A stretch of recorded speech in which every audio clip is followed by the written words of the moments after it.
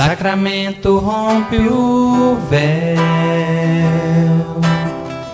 Consolador prometido, espaginou o Brasil central, o cristianismo redivivo. És tudo que nos cabe ser, ó irmão, amigo, ter o Cristo por ideal. Eurípedes, mestre querido, vieste dos céus, de muito além das estrelas, anjo em forma de homem, ó mensageiro de Maria. Viestes dos céus, de muito além das estrelas, anjo em forma de homem, Eurípedes, mestre querido.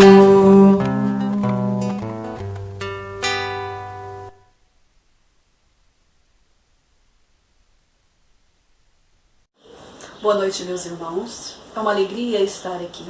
Nós separamos para vocês uma palestra virtual, onde ela já foi gravada há 2 anos atrás, mas ela é bem de encontro com o nosso momento, com a nossa atualidade. Espero que vocês curtam, gostem. Ela é um tema maravilhoso, ser espírita. E além disso, ela vai abranger bastante o que é ser espírita. Então aproveitem, mas antes, vamos fazer aquela vibração que necessitamos, que o Cristo recomenda, né? Então que fechemos os nossos olhos, agradeçamos a Deus por esse momento, por essa oportunidade divina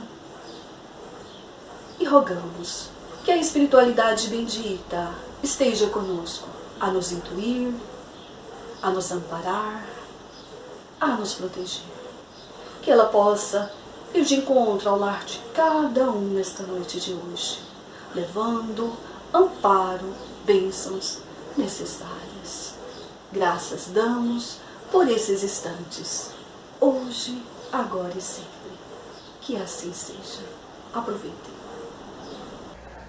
Sobre ser espírita, remete esse tema, assim me parece, a uma reflexão que faremos em breves minutos sobre aquilo que nos distingue dentre outras tradições, doutrinas e religiões, filosofias espiritualistas, a nossa identidade.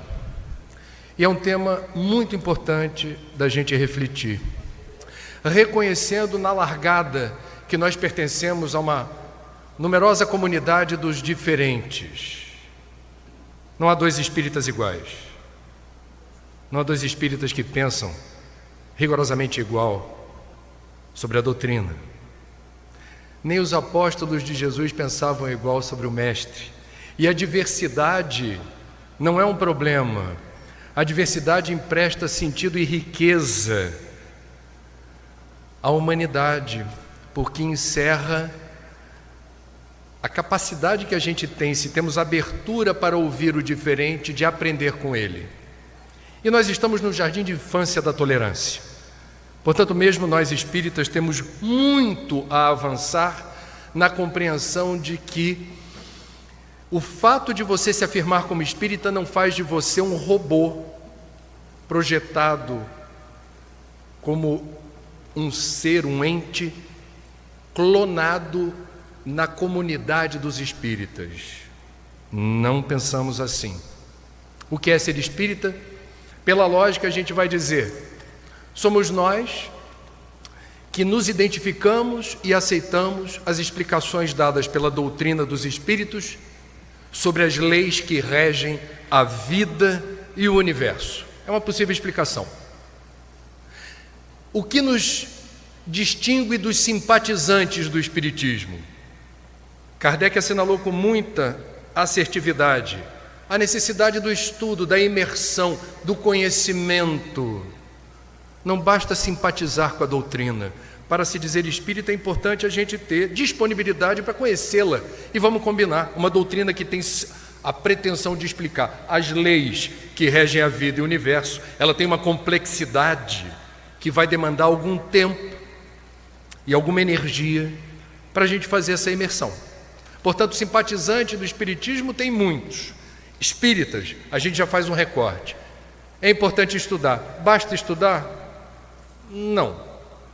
E aí a gente vai lembrar a máxima que também deveria nos distinguir.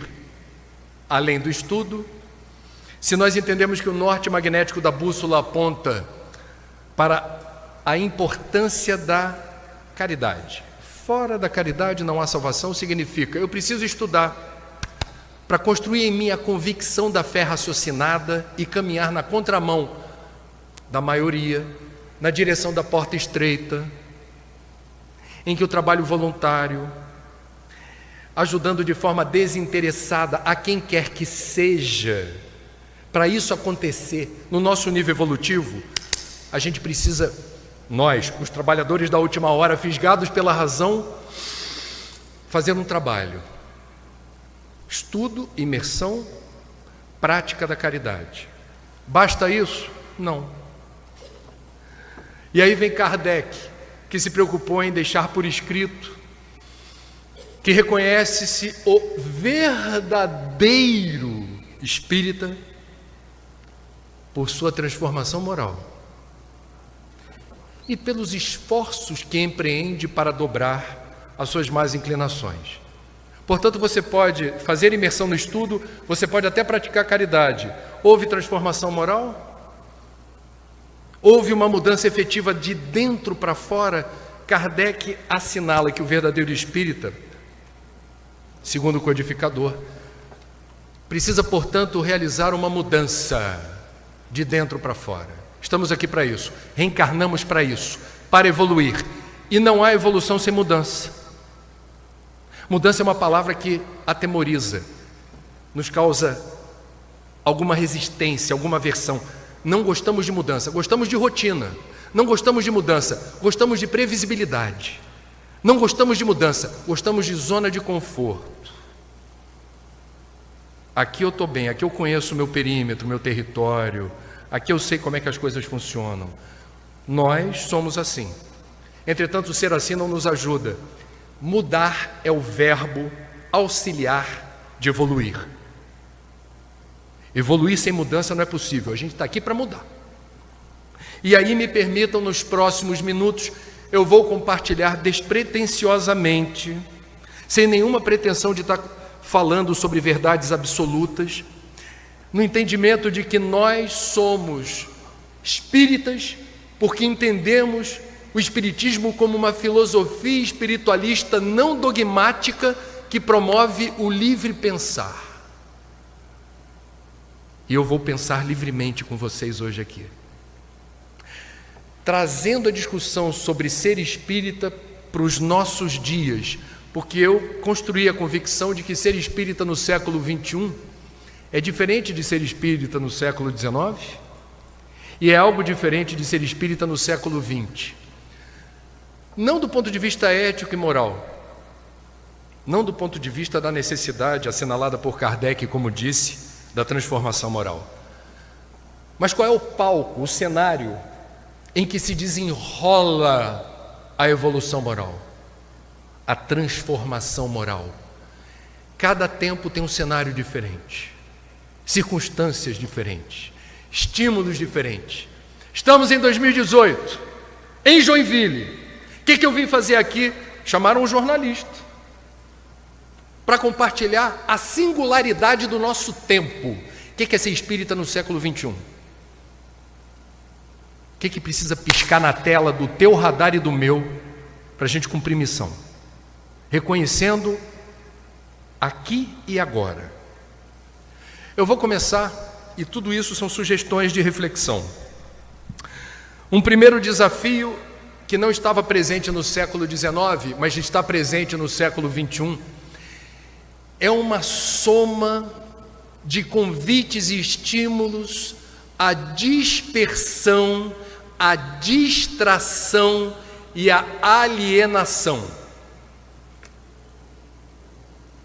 No século XIX o tempo passava devagar, um dia tinha longas 24 horas. Hoje em dia o tempo voa e nós somos bombardeados todos os dias, todas as horas, todos os minutos, por uma multiplicidade de apelos, de atenção, de foco. Pela internet, pelas redes sociais, pela televisão, pelo rádio, o tempo inteiro pisca na nossa direção, iscas, procurando nos dispersar, nos distrair e, por vezes, nos alienar. Há um precioso consumo de tempo e energia na direção do que eu vou classificar de inessencial, desimportante, absolutamente descartável e perecível. Quanto tempo a gente passa por dia absorto em mil nadas, que não tem a rigor nenhuma importância do ponto de vista da nossa evolução. É isso que eu quero dizer. Divaldo gosta de falar do livro da vida. Ao desencarnarmos, o livro da vida assinala quanto tempo dispensamos realizando que tipo de atividade ou tarefa. É possível que nós, encarnados no século XX, avançando no século XXI, nos surpreendamos com a quantidade de tempo jogada fora por conta de apelos que nos roubam a atenção sem retorno espiritual, mais do que no século XIX, mais do que no século XX. Portanto, meus amigos, precisamos estar cientes de que para evoluir é fundamental ter planejamento e estratégia. Aí eu estou remetendo à necessidade da autogestão. O que é autogestão? Todos nós estamos aqui com prazo de validade, não temos todo o tempo do mundo e o tempo voa. Significa dizer que se eu sou espírita e se eu entendo a necessidade de aproveitar tempo e energia nessa encarnação para dar mais um passo na direção que importa, se eu não tenho método, se eu não tenho planejamento, se eu não tenho estratégia, o risco de fracasso não é desprezível. Quem planejou estar aqui nesse sábado em Joinville está respondendo a um planejamento, a uma estratégia, na suposição de que está empregando algum tempo e alguma energia em algum nutriente, algum adubo que ajude a fertilizar a luz que precisa brotar dentro de nós. Estamos aqui como acelerador de partículas ou facilitador. Olha a responsabilidade. A gente está aqui para quê? Para cutucar e dizer: não é possível imaginar no século XXI um projeto arrojado de evolução sem planejamento, método e estratégia. Precisamos nos planejar. Não temos todo o tempo do mundo, daqui a pouco não estamos mais aqui. Para isso, a gente precisa se situar no tabuleiro reconhecendo: se a minha família não é espírita, como eu explico que no sábado eu estou em Joinville? Isso é estratégia, método, planejamento. Haverá compensações, negocie compensações. Sábado eu não estou com você, mas domingo te prepara. Então isso é criatividade, isso é planejamento. Dá para ser feliz conjugando o projeto evolutivo com quem não é espírita e tem outras demandas e interesses legítimos? Dá. Mas isso requer, vou repetir, desculpa o sermão, método, planejamento e estratégia. Alguém vai dizer para você: você vai no centro espírita de novo? Virou fanático, hein? Estou de olho, hein?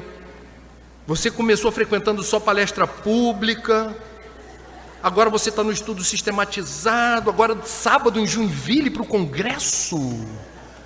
Isso é fanatismo. É ou não é? Como é que a gente responde? Não se deprimam com isso, a porta é estreita. E a gente vai ter que saber lidar com situações que não são propriamente a favor, mas a gente tem que saber negociar com a adversidade, ou com o que não é propriamente encorajador para a gente seguir em frente. Faz parte. Portanto, autogestão. Planeje a sua vida, sabendo onde você quer chegar, e se você se considera espírita, saiba, as adversidades, os obstáculos fazem parte. Se não há nenhuma adversidade, obstáculo, desconfie, tem algo errado. Está tudo soprando a favor, você está num caminho errado. Evolução é mérito pessoal e intransferível. E num mundo onde o valor da matéria, um dia depois do Black Friday, hein? O valor da matéria, Natal pagão chegando, hein? Num mundo que ainda dá tanto valor ao que é descartável e perecível, falar de evolução espiritual soa estranho.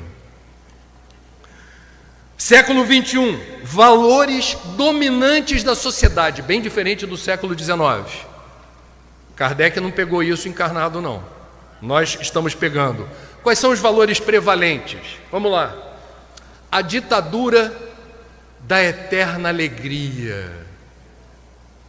Todos nós nos sentimos na obrigação de mostrar para todo mundo à nossa volta o quanto somos felizes. Adoramos, por exemplo, ficar registrando o dia inteiro selfies. Olha onde eu estou. Olha com quem eu estou. Olha onde eu estou almoçando. Olha quem está comigo. Freneticamente compartilhamos nas redes sociais frames instantâneos de momentos, com o interesse de mostrar para todos que nós estamos no Olimpo, no Nirvana, neste momento, hoje. Ninguém é mais feliz do que eu. Traduzindo isso, fake news. Ninguém, em benefício da verdade, deveria compactuar ser cúmplice de tamanha farsa. A ditadura da eterna alegria explica a quantidade de pessoas com depressão ou que realizam tentativas de suicídio. Porque quem sofre se sente humilhado, porque não consegue procurar ajuda, porque acha feio sofrer. É proibido sofrer.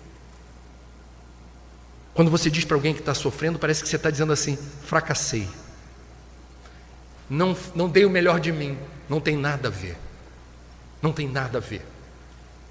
Tem uma frase do Krishnamurti, que não é espírita, mas a mensagem combina com a doutrina, que diz assim: não é sinal de saúde estar bem adaptado a uma sociedade doente. A ditadura da eterna alegria é a armadilha espiritual. A ditadura da eterna juventude. E cabelo branco? Tintura. E calvície? Implante. E ruga e pé de galinha? Estica. E barriga? Encolhe. E aí vai. A gente se adapta com muita facilidade. A gente, eu estou falando aqui, é papo de família espírita. Ok? Estou falando de espírita, que não presta atenção nas armadilhas dos valores prevalentes, dominantes da sociedade no século 21, que é proibido envelhecer. Essa é uma lei inexorável da vida. Nós espíritas sabemos que cada etapa da existência que começa na inseminação, todo o período de gestação, temos a memória disso. Terapia de vidas passadas pode retroceder exatamente no período intrauterino. Avançamos nas diferentes idades, habitamos vários corpos ao longo de uma encarnação. E a gente acha que é possível chegar até o final da existência driblando a decrepitude e a velhice, não assumindo o que se é e não absorvendo o aprendizado que vem daí. Não estou dizendo que é fácil, estou dizendo que há o risco patológico de você, sob o pretexto de querer sempre parecer jovem, sofrer ainda mais, sem necessidade. Nós não toleramos a velhice, a decrepitude, e nós tentamos disfarçar aquilo que não é disfarçável. O culto ao consumo. O culto ao consumo. Não existem cidadãos, existem consumidores. Existe sociedade de consumo, existem sonhos de consumo, existe Black Friday. E a gente se diverte transformando o ato de consumir em lazer e entretenimento. A gente transfere para o que é descartável e perecível a expectativa de ser feliz, de conquistar a paz. Este que vos fala, onde eu moro no Rio de Janeiro, conheço muita gente famosa em depressão. Tem closet abarrotado de roupa, mais de um carro, mais de um imóvel, mais disso, mais daquilo. Não é feliz por quê? Eu não preciso explicar isso para espírita. Nada disso nos pertence. Quando a gente desencarnar, sequer o nosso corpo levaremos para o outro lado. Tudo nos é dado por empréstimo. Empréstimo para quê? Para evoluir. Teu corpo, tua carcaça, que São Francisco de Assis chamava carinhosamente de jumentinho, é um veículo, é uma ferramenta para transportar o espírito imortal ao longo de mais uma encarnação, se possível, usando a matéria e não sendo usado por ela, para conquistar seus objetivos mais nobres. E se eu for rico? Leia no Evangelho, utilidade providencial da riqueza. Não é feio ser rico, feio é ostentar, feio é acumular bens e posses que não têm utilidade e serventia. A riqueza não é um problema, a riqueza pode ser a alavanca que propicia a ajuda necessária para a descoberta de novas patentes na área de remédios e medicamentos, novas vacinas, novas tecnologias, em favor da coletividade. Portanto, as armadilhas dos valores prevalentes da sociedade atual, século XXI, ser espírita, presta atenção, não é feio sofrer, não é feio envelhecer, menos é mais. Black Friday é um dia para não consumir. Sem consumo. Meus amigos, nos valores prevalentes da sociedade hoje, no século XXI, nós temos, isso não havia no século XIX de Kardec, da codificação, plena ciência de que suicídio é caso de saúde pública, no Brasil e no mundo. Falamos sobre isso ontem em Itajaí para 700 pessoas, na Univale. O que difere do século XIX? A quantidade de gente que realiza tentativas de suicídio. São 800 mil óbitos por ano registrados, 20 milhões de tentativas por ano. E nós precisamos ter ciência de que algo mudou. Que mundo é esse onde tanta gente está querendo morrer? Se a gente pegar as obras espíritas da codificação, a gente vai ver a espiritualidade martelando, chamando o suicida de criminoso aos olhos de Deus, e batendo forte, dizendo assim, não cometa isso, isso é um erro, é um crime, etc. Mais de 150 anos depois, o que mudou? A ciência psicológica, a ciência psiquiátrica trazem novas abordagens para quem sofre a ponto de querer se matar. Se a codificação tivesse lugar hoje, provavelmente o discurso dos espíritos teria algum ajuste. Não no sentido de deixar de lembrar que o suicídio é um equívoco, e reafirmar, não há hipótese do suicídio significar alívio ou solução para os problemas. Tudo isso está certo. O que mudaria? A abordagem moderna sugere que a palavra-chave para socorrer o suicida não é o dedo em riste criticando, é a mão estendida acolhendo. Não é julgar. Não é intimidar. Quem procura o centro espírita em desespero dizendo que vai se matar, a pessoa naquele momento não precisa de doutrinação. Ela pode ser chamada a atenção, olha, você sabe que você veio a um centro espírita, nós sabemos que a morte não existe, nós sabemos que o suicídio não alivia a situação. Mas quem está procurando ajuda precisa desabafar, precisa falar. E na casa espírita, além do protocolo de resposta do espiritismo para quem sofre, convém redirecionar a pessoa para um especialista, um psicólogo, um psiquiatra, que possa dar assistência. Alguém vai dizer, espírita, besteira, fé raciocinada torna a pessoa imune ao suicídio. Basta frequentar palestra pública, tomar passe e beber água fluidificada. Espírita que se mata não é espírita, não leu direito as obras básicas, não frequentou o centro. Falso, fake news. Não é falta de fé. Quem tem depressão não sofre de falta de fé. Quem tem depressão não fraquejou em relação a Deus. Eu vou dar 2 exemplos da comunidade católica. Um deles eu entrevistei há 3 meses, Padre Fábio de Mello, acometido de síndrome do pânico e depois depressão severa, um sacerdote popular. Ele disse para mim na entrevista: pensei em me matar. O outro é Marcelo Rossi, tem o Padre Fábio de Mello, que eu entrevistei, os 2 com depressão. Eu perguntei para o Padre Fábio de Mello, fora do ar, porque eu não quis constrangê-lo com o microfone: Padre, é uma curiosidade minha, no auge do seu desespero, sendo o senhor um religioso, onde estava Deus?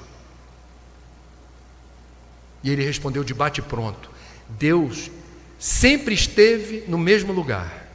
Eu é que não tinha condição ou capacidade de alcançá-lo. Portanto, meus amigos, no século 21, quem em desespero, a ponto de pensar em se matar, procura a casa espírita, por uma questão de honestidade intelectual, quem acolhe deverá dar a informação completa.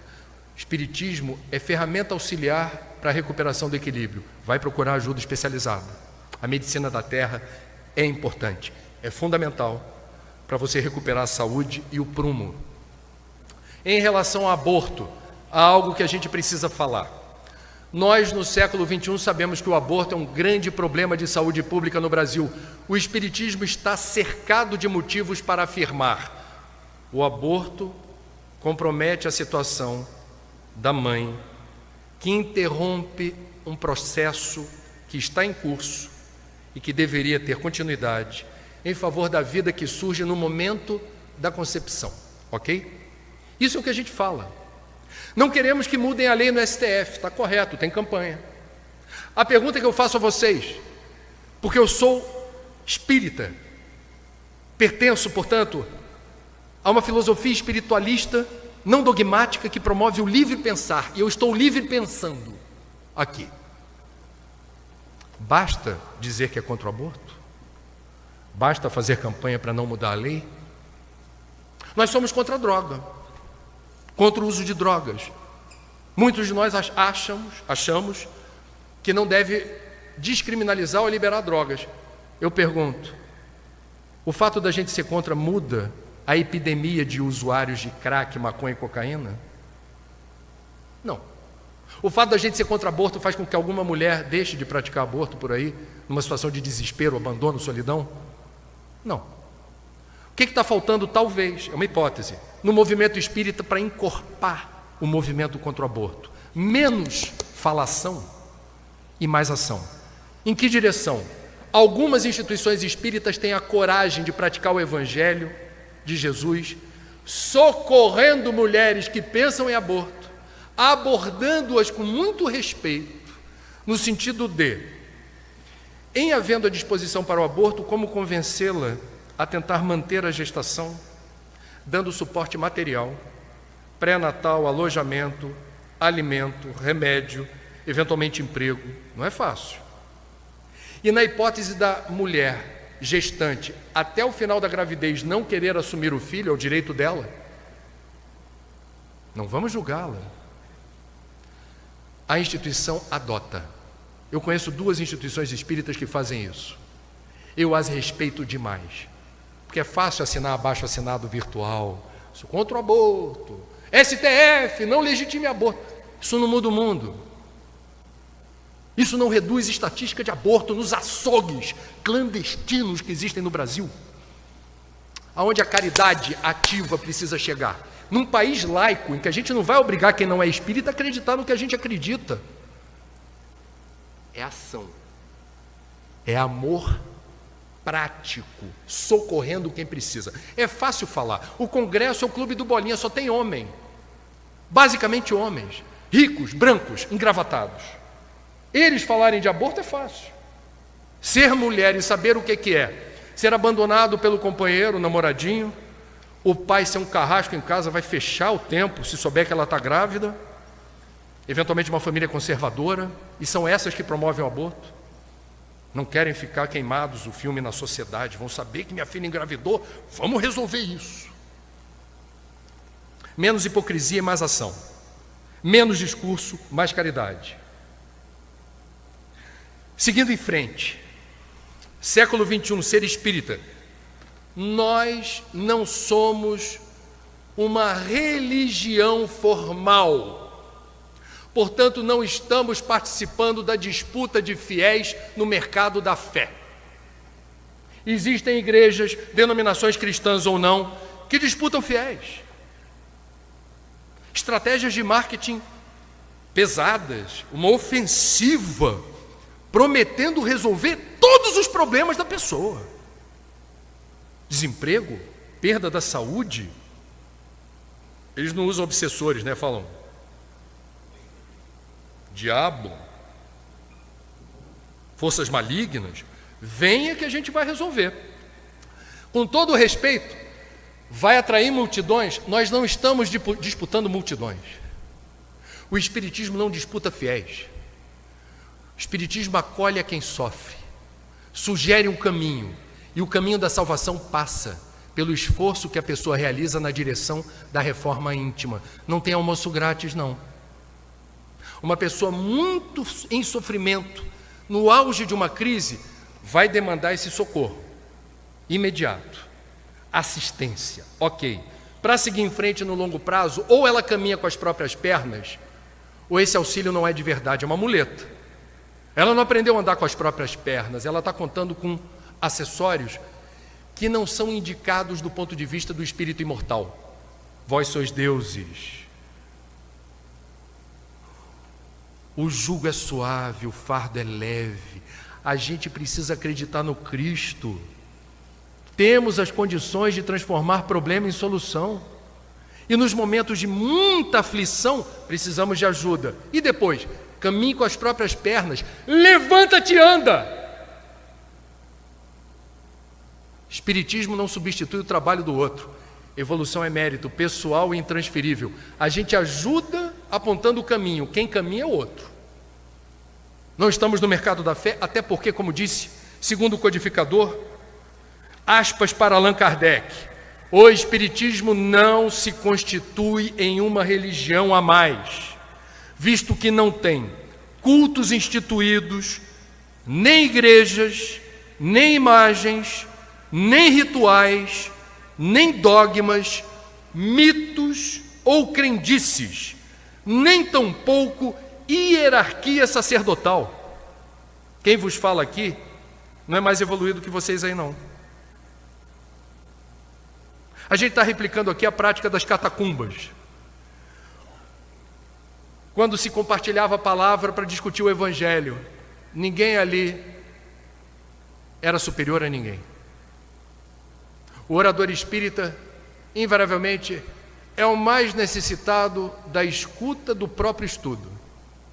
Estamos aqui compartilhando ideias que sejam minimamente inspiradoras. Não somos uma religião formal. Entretanto, o mesmo Kardec ressalta sobre o Espiritismo que é no seu aspecto religioso,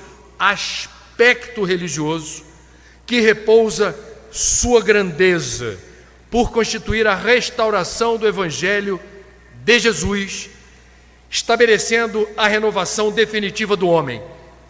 Somos uma filosofia espiritualista.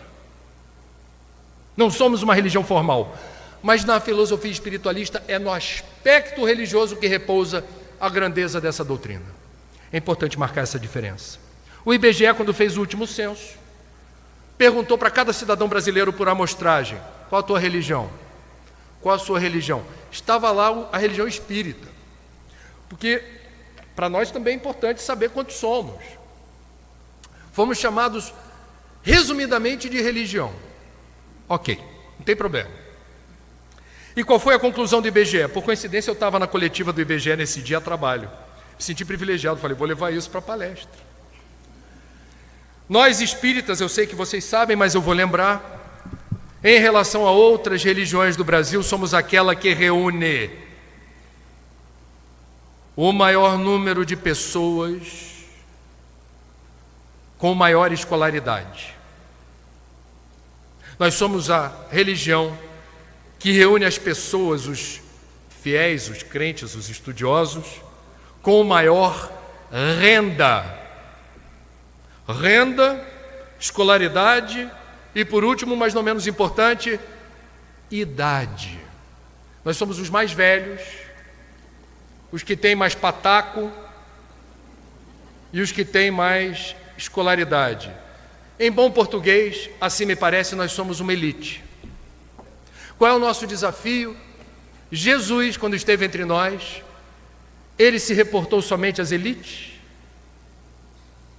Fez as suas pregações na Galiléia, na Palestina, às margens do Tiberíades, Sermão da Montanha, só para as elites?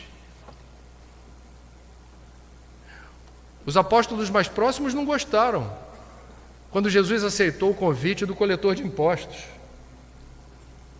para um jantar. Jesus não discriminou quem quer que fosse para dar o seu recado e instituir na terra a mensagem de amor e esperança contida no Evangelho. Nós espíritas estamos chegando aonde devemos? Onde estão os jovens?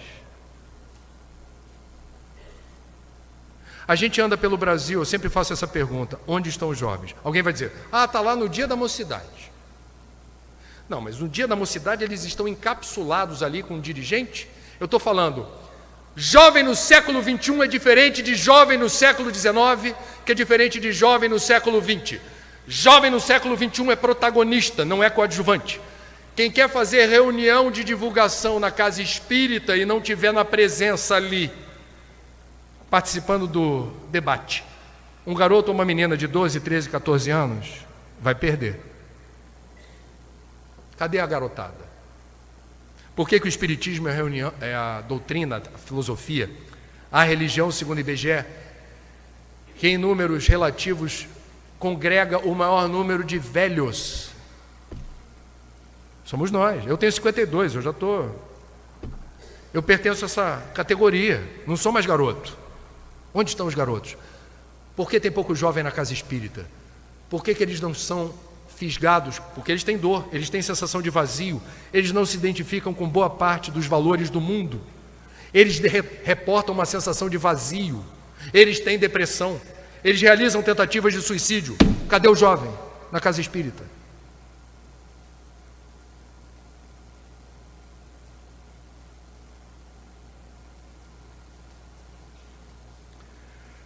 Uma questão importante, desafio para o século XXI, linguagem, a linguagem. Como você explica o Espiritismo?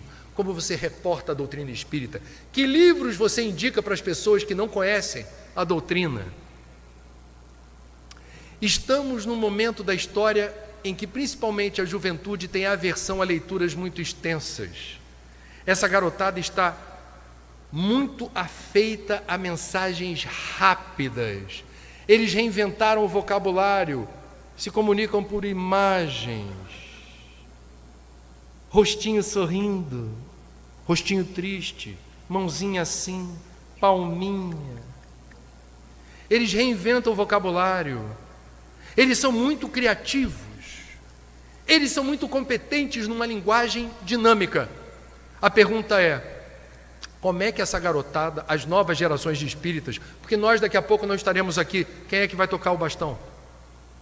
Quem é que segura a doutrina? Precisamos nos preocupar com isso. Como é que a gente atrai a garotada? Que linguagem vamos usar? Eles abrem o livro dos Espíritos e se deparam com a palavra prolegômenos. Alguém já parou para pensar nisso? Existem os jovens que gostam de ler? Claro que sim. São a minoria. Não dá para ensinar espiritismo usando Pastorino Minutos de Sabedoria. Não dá, com todo respeito ao mestre Carlos Torres Pastorino. a gente precisa descobrir meios de reportar a doutrina espírita, obras básicas, sem assustar. Como fazer isso e de que jeito? Esse é o desafio. Precisamos parar para pensar. Que livros, que dinâmicas, que didática a gente vai usar? Não é para banalizar a doutrina, é para simplificar o acesso. Depois ele voa abaixo. Meus amigos, há uma questão importante do século XXI, que é qual é o posicionamento do espírita, eu e vocês, num país que ainda é laico. O Brasil ainda é um Estado laico. Eu não sei se vocês estão acompanhando o noticiário. Uma bancada cada vez mais numerosa do Congresso tem outra percepção do Estado laico. Acham que o Brasil precisa ser um país cristão, mas um cristianismo deles. Eu vou fazer uma defesa aqui de uma ideia, enquanto instituição de movimento espírita. O Brasil não pode ser um país que abdique da laicidade do Estado, porque ela assegura, com justiça, o direito de cada brasileiro acreditar no que bem entender ou não acreditar em nada. Esse direito precisa ser assegurado na Constituição. Nós já fomos perseguidos no século XX. Nós já fomos discriminados.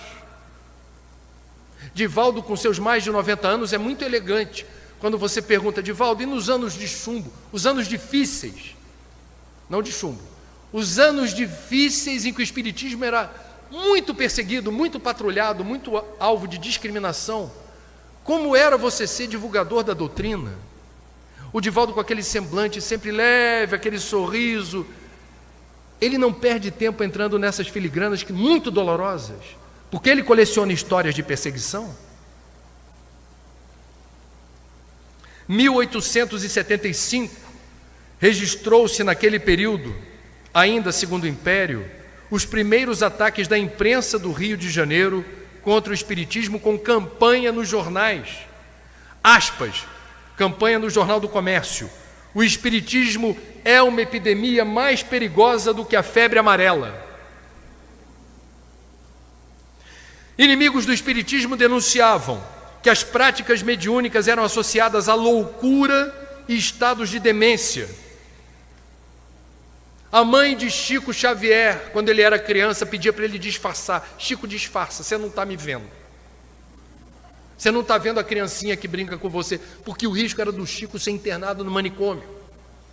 Muitos médiuns foram encaminhados para hospícios e manicômios.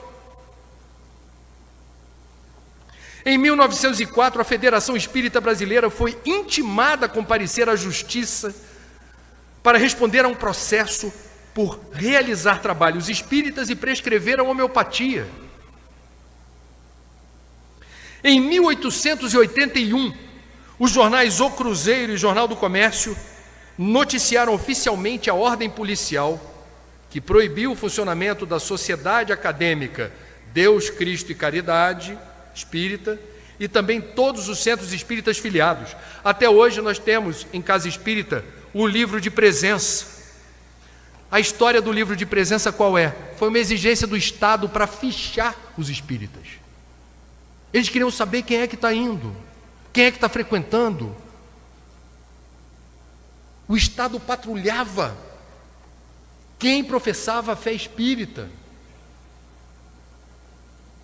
Em 1937, do ponto de vista da história, foi ontem, na era Vargas, a sede da FEB e os centros espíritas filiados foram fechados pela polícia. Intolerância contra espíritas e umbandistas. Só tinha uma diferença: os espíritas eram predominantemente brancos e bem infiltrados na elite. Rapidamente conseguimos permitir que o Estado brasileiro tolerasse o funcionamento dos centros espíritas kardecistas, vamos colocar assim, que depois começou a necessidade de marcar a diferença. É mesa branca, é kardecista. Por quê? Porque outras tradições que sofreram mais do que a nossa especialmente as afro-brasileiras, candomblé e umbanda, que também estudam Kardec em boa parte dos casos, e que também têm práticas mediúnicas, nunca deixaram de ser perseguidas. E por vezes nós replicamos na direção dos nossos irmãos umbandistas e candomblecistas a retórica preconceituosa e intolerante que usavam contra nós. Povo da macumba, povo da curimba. E a gente replica aquilo que se falava de nós na direção dos outros, não nos dando conta do comprometimento espiritual que isso nos traz. Eu sou do Rio de Janeiro, aonde nos complexos penitenciários, pastorais de igrejas neopentecostais convertem traficantes, e esses traficantes exigem que nas suas comunidades de origem, seus asseclas ou seus seguidores persigam e exterminem terreiros e praticantes de umbanda e de candomblé. Aí sai no jornal: Centro Espírita fechado por traficantes. Algumas instituições espíritas se preocupam em se posicionar e escrevem para o jornal dizendo assim: por favor, exigimos uma retificação. Vocês chamaram de centro espírita o que na verdade é um centro de umbanda ou de candomblé, porque espiritismo vem do francês spiritisme. Nós somos espíritas. Me desculpem, isso me dá vergonha.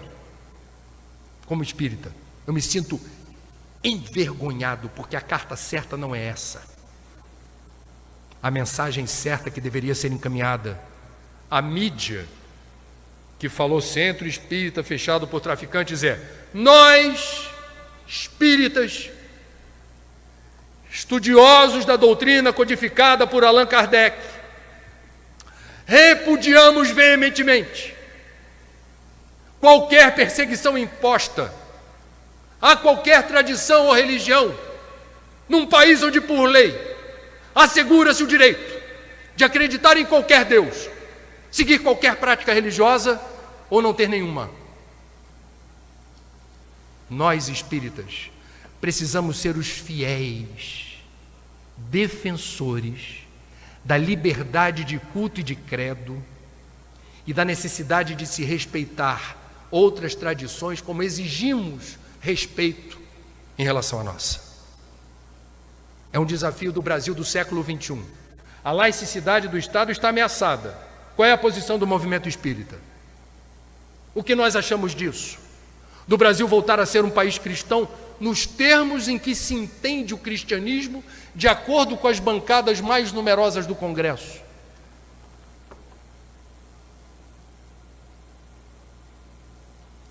Reconhece-se o verdadeiro espírita por sua transformação moral e pelos esforços que emprega para dobrar as suas más inclinações. Compartilhei com vocês alguns convites à reflexão sobre como avançarmos na senda evolutiva na maior nação espírita do mundo, onde são muitos os desafios do nosso tempo. Obrigado pela atenção.